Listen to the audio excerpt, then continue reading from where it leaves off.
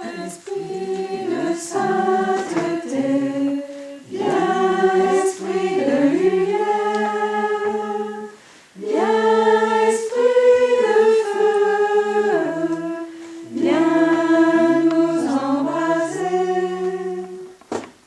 Je vous salue Marie, pleine de grâce, le Seigneur est avec vous. Vous êtes bénie entre toutes les femmes, et Jésus, le fruit de vos entrailles, est béni. Sainte Marie, Mère de Dieu, priez pour nous pauvres pécheurs, maintenant et à l'heure de notre mort. Amen. gloire au Père et Au Fils et au Saint-Esprit, comme il était au commencement, maintenant et toujours, et dans les siècles des siècles. Amen. Très bien. Alors, pour nous préparer, le thème du coup, c'est pour vous, c'était l'espérance, mais dans 10 jours, on va fêter la naissance de Jésus, donc on va essayer de se plonger dans la nativité, pour voir aussi comment la nativité est source d'espérance. Alors d'abord, ce temps de prière va se diviser en deux. D'abord, je vais essayer de vous faire rentrer dans la prière avec quelques explications, et ensuite vous aurez une demi-heure. Après, vous aurez vous aurez un temps personnel avec Jésus dans ce sacrement à la chapelle. Alors, d'abord, pour bien me préparer à la prière, je commence par me mettre en présence de Dieu. Il est là avec moi, il me regarde avec bonté, il m'aime. Il désire que je sois heureux dès ici-bas et dans l'éternité. Et voulant répondre amour pour amour, je lui offre tout ce que je suis, tout ce que j'ai, tout ce qu'il m'a donné. Ma mémoire, mon intelligence, mon imagination, ma volonté, ma liberté. Et je lui demande que tout cela m'aide à mieux le servir et le louer.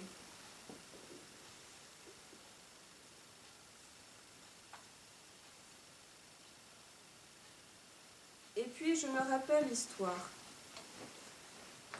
Après la création, Adam et Ève ont refusé d'obéir à Dieu et ont entraîné toute leur descendance dans la rupture avec lui, creusant un fossé infranchissable qui rend impossible le retour de l'homme à Dieu. Or, les 3 personnes divines regardent ce monde et voient tous les hommes descendre en enfer.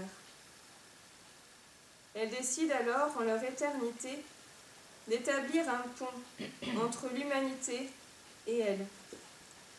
Et pour cela, la 2e personne de la Trinité se fait homme et devient le pontife entre les hommes et Dieu.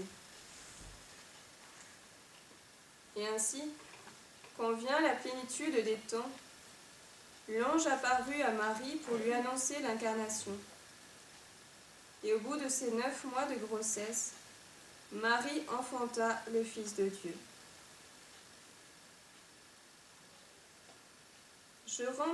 Pour rentrer dans la scène, je me représente le lieu.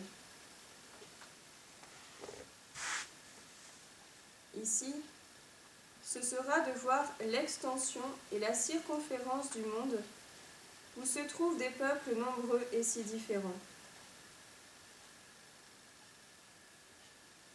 Et je ferai un zoom sur la grotte où se trouve la Sainte Famille, à l'écart de la ville de Bethléem.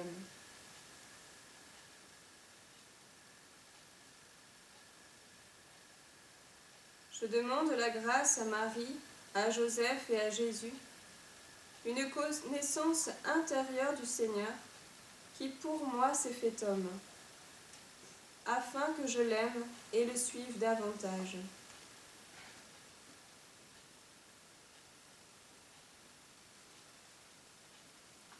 Je peux aussi leur demander une grâce particulière dont je sens le besoin dans ma vie d'aujourd'hui et qui me permettra de mieux louer et servir Dieu.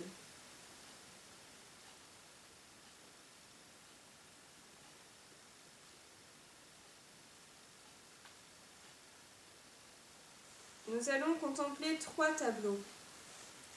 Les hommes, la Trinité et la Sainte Famille.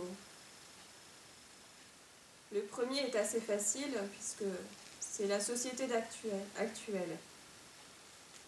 C'est d'imaginer tous les hommes qui sont sur la face de la terre. Les uns sont dans la paix, les autres dans la guerre. Les uns pleurent, les autres rient. Les uns dorment, les autres travaillent.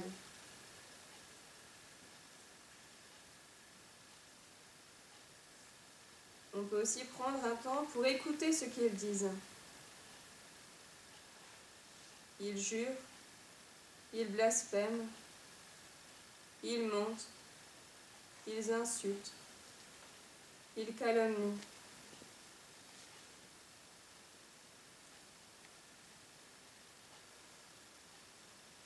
Et ensuite, je regarde ce qu'ils font. Ils se frappent, ils tuent, ils se font plaisir en écrasant les autres. Ils vont en enfer.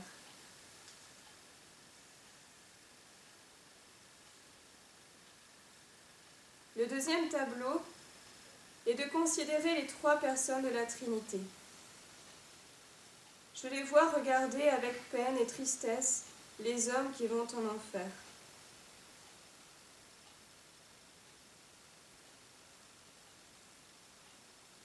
Ensuite, j'écoute ce qu'ils disent. Nous avons créé les hommes avec amour, pour qu'ils connaissent l'amour véritable, infini. Or, tous se donnent à cause du péché. Faisons donc la rédemption du genre humain. Ne les laissons pas mourir dans le feu éternel.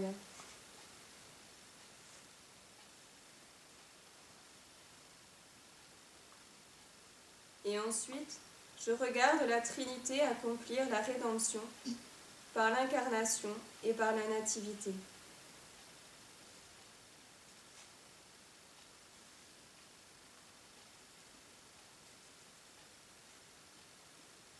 Le troisième tableau est de voir Joseph et Marie à Nazareth. Des jours, des semaines et des mois se sont écoulés depuis l'annonce de l'ange à Marie. Marie et Joseph préparent tout doucement l'arrivée du Sauveur tant attendu. Or, ce matin, il y a bien de l'agitation dans la petite ville de Nazareth. Tous les habitants sont sur la place publique. Ils se regroupent autour d'un crieur public. La foule est bien curieuse de ce qui va se dire. Une annonce de Rome. Oh, mais qu'est-ce qui va encore nous tomber sur la tête? Lorsque le calme revient, le représentant de l'empereur César Auguste ouvre le rouleau et commence à lire l'édit, décrétant le recensement de tous les habitants de la terre. En entendant cela, la foule se met à murmurer, certains à se mettre en colère. En effet, cela signifiait retourner dans sa ville d'origine, ce qui suppose un plus ou moins long voyage. Des dépenses liées à ce voyage, ne plus pouvoir travailler pendant ce temps-là. Et tout ça pour satisfaire l'occupant romain. Je vois Marie et Joseph restant calmes au milieu d'une foule qui s'agite. Ils restent en silence, méditatifs. Une voisine s'approche d'eux. « Marie, tu ne vas tout de même pas faire ce voyage avec Joseph. Ce n'est pas raisonnable pour une femme enceinte de faire un si long trajet, surtout si c'est pour contenter l'empereur. » Mais Marie ne dit rien. Elle se contente d'un léger sourire. Arrivés chez eux, les époux réfléchissent à ce qu'ils doivent faire. En effet, tout est prêt ici pour l'arrivée du petit. La layette, le berceau que Joseph a fait. et Marie en est à son 9e mois. Mais ils voient en ce décret la volonté de Dieu. Ils connaissent la prophétie qui annonce que le Fils de Dieu doit naître dans la cité de son ancêtre, le roi David. On lit dans l'enfance de Jésus de Benoît XVI le décret d'Auguste pour l'enregistrement fiscal de tous les citoyens conduit Joseph avec son épouse à Bethléem, dans la ville de David. Et il sert ainsi à l'accomplissement de la promesse du prophète Michée, selon laquelle le pasteur d'Israël serait né dans cette ville. Sans le savoir, l'empereur contribue à l'accomplissement de la promesse. Dieu, qui est le Dieu d'Israël et de tous les peuples, se montre comme le vrai guide de toute l'histoire. Saint Paul nous dit « Tout contribue au bien de ceux qui aiment Dieu ». Et c'est vrai. Par la providence, Dieu œuvre dans nos vies sans qu'on s'en aperçoive. Il est toujours là. Il nous laisse libres, mais à travers les circonstances. Il guide notre vie pour notre bien. Et cela même à travers des personnes ou des situations qui peuvent être négatives. Ai-je ce regard surnaturel qui me permet de voir la main de Dieu dans ma vie ?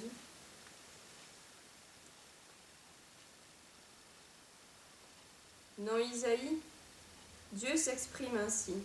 « Mes pensées ne sont pas vos pensées, mes chemins ne sont pas vos chemins. Ils sont aussi éloignés que le ciel de la terre. » Et il y a bien dans nos vies des moments où nous ne comprenons pas ce que Dieu veut, ce par quoi il nous fait passer. Et pourtant, dans la foi, je suis sûre que c'est toujours pour le bien de mon âme qu'il permet ce que je vis, même si ce doit être par les épreuves. Avec du recul et la grâce de Dieu, je peux comprendre que cette peine, cet événement, m'a permis de grandir dans l'amour de Dieu et de mon prochain. Ne dit-on pas que Dieu écrit droit avec des lignes courbes ?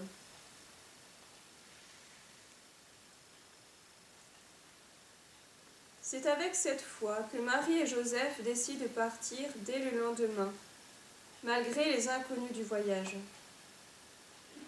Nous pouvons le comprendre si nous nous rappelons que quelques mois auparavant, ils avaient mis leur confiance en Dieu. Voici la servante du Seigneur, que tout m'advienne selon ta parole. Et, quand Joseph se réveilla, il fit ce que le Seigneur lui avait prescrit. Il prit chez lui son épouse. Il prépare donc le voyage. Marie fait des galettes et du pain pour la route. Elle prend aussi quelques linges pour le bébé. Joseph, quant à lui, s'occupe d'apprêter l'âne qui les aidera à cheminer vers Bethléem. Ils ont 3 jours de marche devant eux. J'imagine la route sablonneuse. Il y a du passage entre les caravanes, les familles. Certains se dirigent vers le nord, d'autres vers le sud. Je les vois marcher à leur rythme. Marie est montée sur l'âne, silencieuse, pensant à la venue de son Sauveur. On assiste ici à la première procession du Saint-Sacrement. Oh, il n'y a pas de chant de fête, mais une adoration silencieuse qui monte du cœur de Marie et de Joseph. Je m'unis à cette adoration.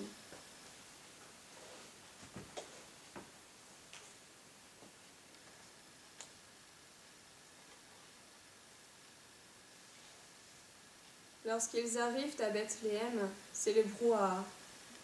Du fait du recensement, la ville est envahie de monde. Les marchands profitent pour vendre leurs produits. Les enfants jouent, Des hommes rouspètent devant tant de flux.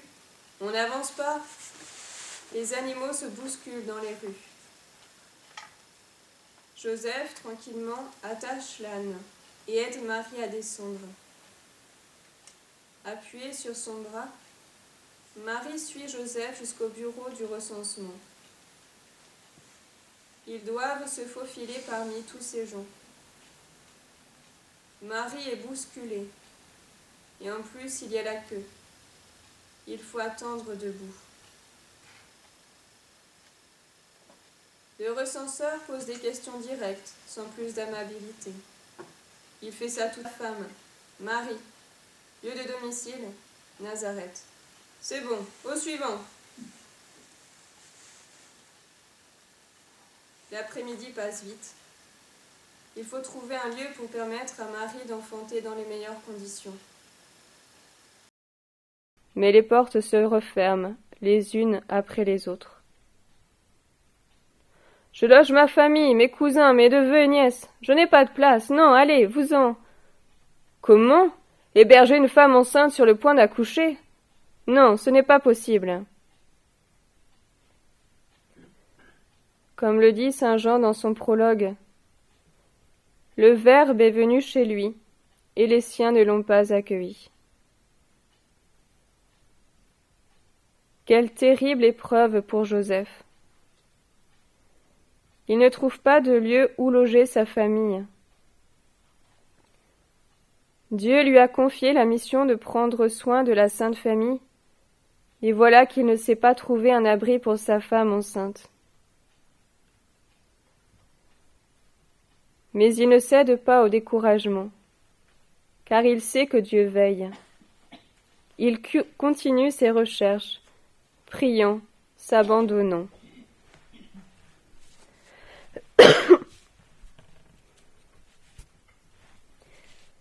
L'habitant de la dernière maisonnée ne peut pas les loger. Mais pris de compassion pour ces pauvres gens, il leur propose une étable un peu en dehors de la ville. Il les emmène jusqu'au lieu. En arrivant, il y a un bœuf couché au fond. Il les rassure. Il est attaché, il ne bougera pas. N'ayant pas d'autre choix, Joseph aménage dans un coin de l'étable un endroit pour Marie, aussi confortable que possible vu les circonstances.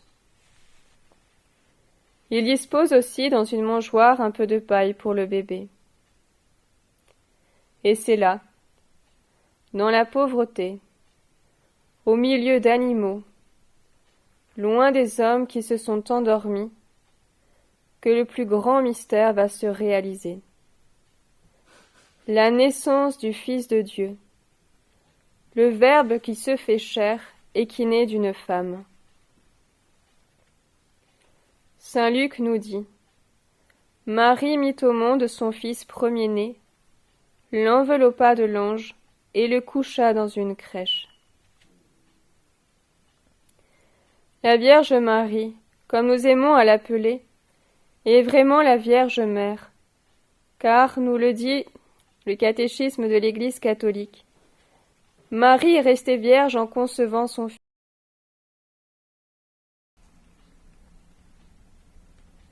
Je regarde la toute-puissance être gouvernée, la sagesse se faire instruire, la force être soutenue.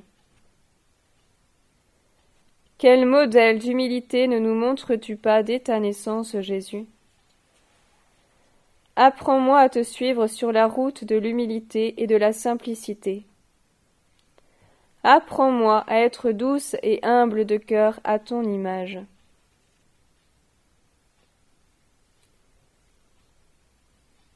Ensuite, j'écoute ce que disent les personnages.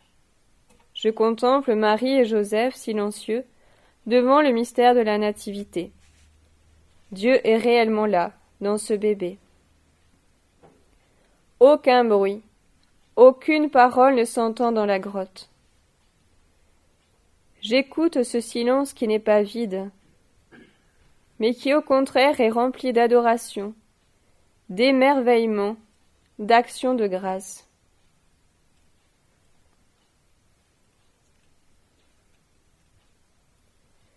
Marie et Joseph ont passé toute la journée à Bethléem. Ils n'ont cessé d'être dans le bruit de la ville grouillante, des klaxons, de la musique dans les rues ou les magasins, mon portable que j'écoute lorsque j'ai du temps libre. Est-ce que j'arrive à trouver un temps où je me mets en mode silence, extérieur et intérieur, et qui me permet de rentrer en relation avec mon Créateur et Seigneur? Est-ce que le silence me fait peur?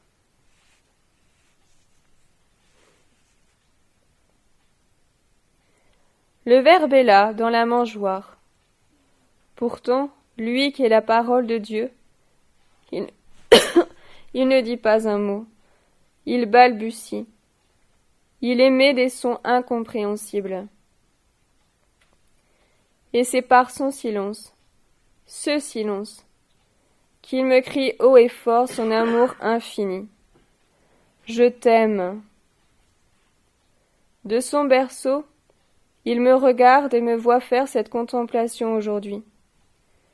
Et il continue de me dire « Je t'aime ». Un sauveur éternel est sa puissance.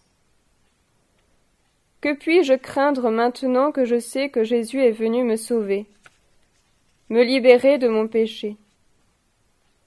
Aujourd'hui, n'est-ce pas un jour d'espérance? Dieu m'aime, et il se fait petit bébé pour me le montrer. Et ce n'est que le début, puisque son amour pour moi ira jusqu'à mourir sur la croix. Quelle espérance ai-je? Suis-je sûr que Dieu m'aime, qu'il est venu pour moi?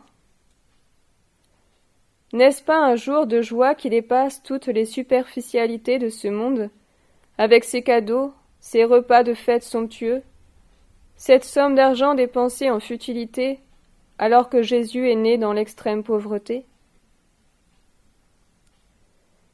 Ma joie vient-elle de cette fête superficielle, extérieure qui éblouit mes sens? Ou est-elle intérieure, toute recueillie devant ce grand mystère qui me demande un acte de foi?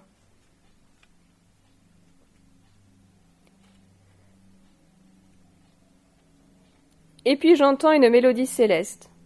Ce sont les anges qui chantent leur joie pour la naissance sur terre du Fils de Dieu. Gloire à Dieu au plus haut des cieux, et paix sur la terre aux hommes de bonne volonté. Je me tais devant ce cœur angélique. Je rends grâce à Dieu. Ou au contraire, je m'unis au chant de louange des anges. Et dans le ciel, je regarde le Père qui exulte de joie, car enfin sa promesse se réalise. Enfin le monde va connaître son amour pour nous. Le Père exulte de joie aussi devant l'accomplissement de sa volonté, faite par Marie et Joseph, mais aussi par l'obéissance de son Fils.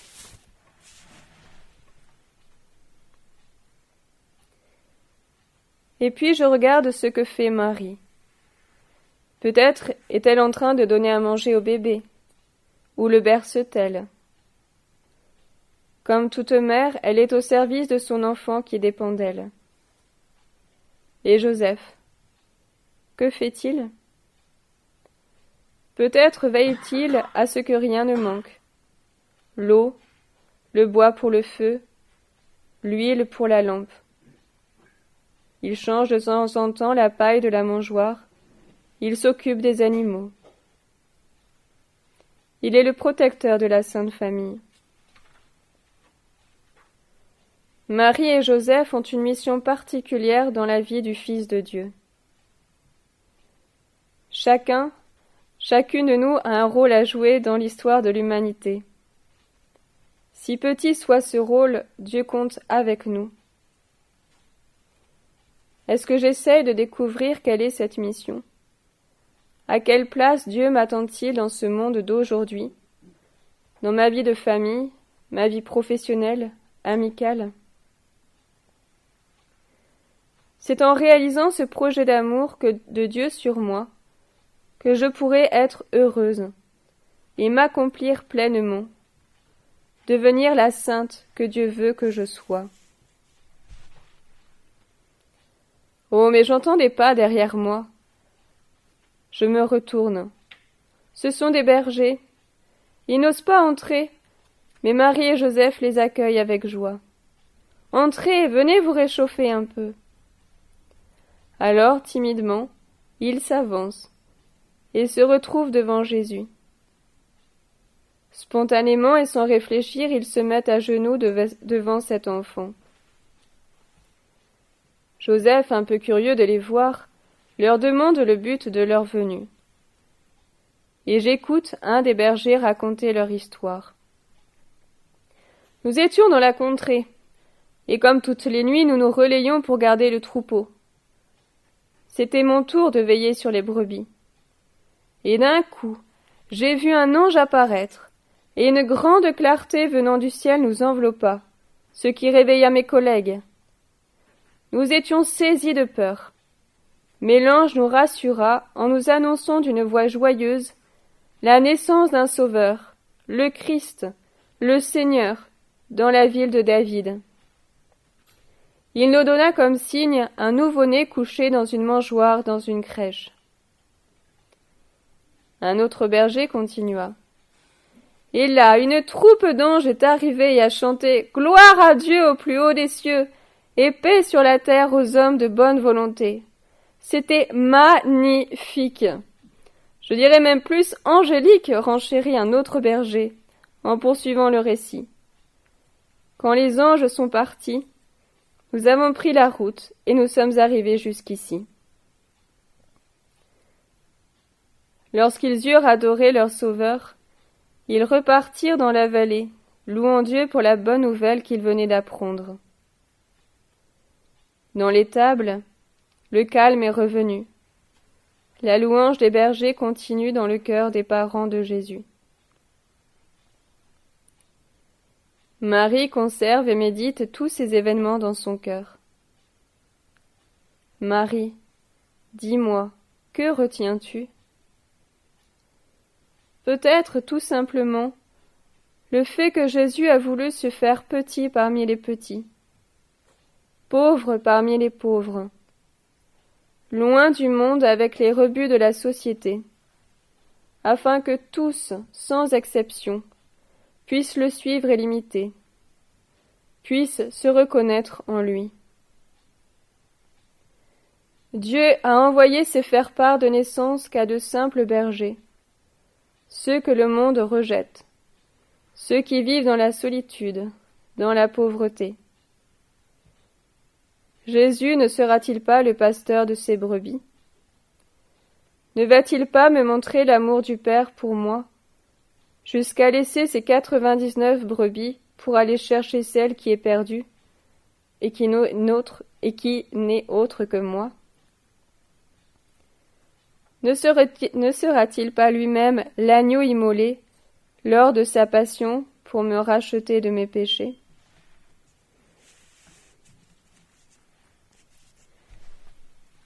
Je termine ce temps de prière en restant sur ce qui m'a touchée. Et dans un cœur à cœur avec Marie, Joseph, Jésus ou les bergers, je leur parle comme un ami parle à son ami. Je leur demande une grâce qui m'est venue en priant cette scène évangélique. Je peux leur faire part d'un souci, d'une préoccupation qui me tient à cœur. Je me confie à Dieu mon Père, ou à Jésus mon frère, mon ami intime. Je peux finir par une prière que j'aime, ou tout simplement par un Notre Père.